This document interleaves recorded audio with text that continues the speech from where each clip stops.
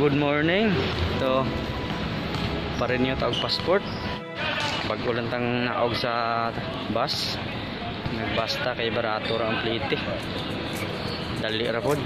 Tura di sigikan sa dorm. So naog ta diri sa Gangshan Station, National School. Maka-renew taron. Wala ra ba tayo appointment? Pumasin na niya ito ang ani kay paano? No available slot na.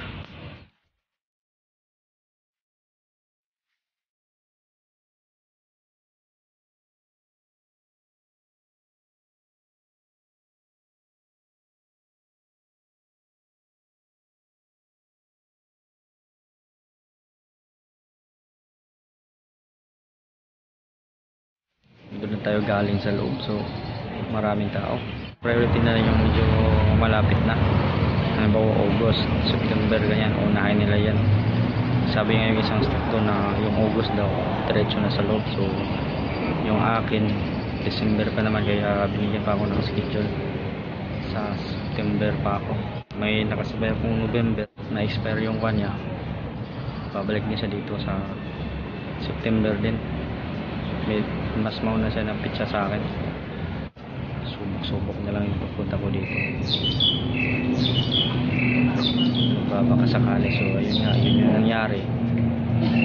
Kung pagpasok natin doon, may pila din. Kaano na appointment.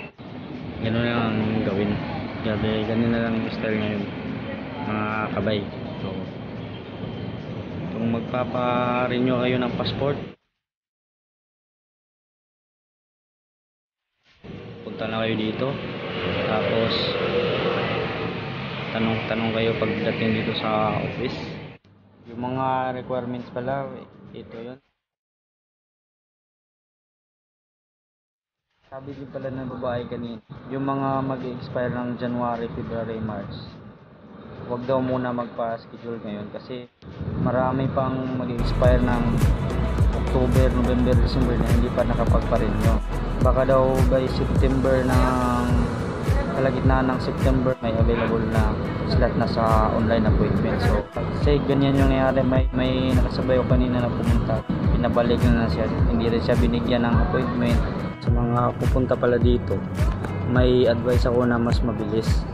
Pag galing kayo sa Taipei Main, sakay na lang kayo ng 247 Niho Line. Ang pamasahe ng bus na yon is 30 NT. Isang sakay lang yun, diretso ka na magtigisa sa train. Malayo yung lalakaran mo, lalo na sa dorm namin, sa lugar namin. 3 sakay kami ng train, tapos layo pa yung lakad-lakad, transfer. Samantalang pag nag-bus ka, diretso, ito yung babaan mo dito. So, pagbalik naman, ganun din.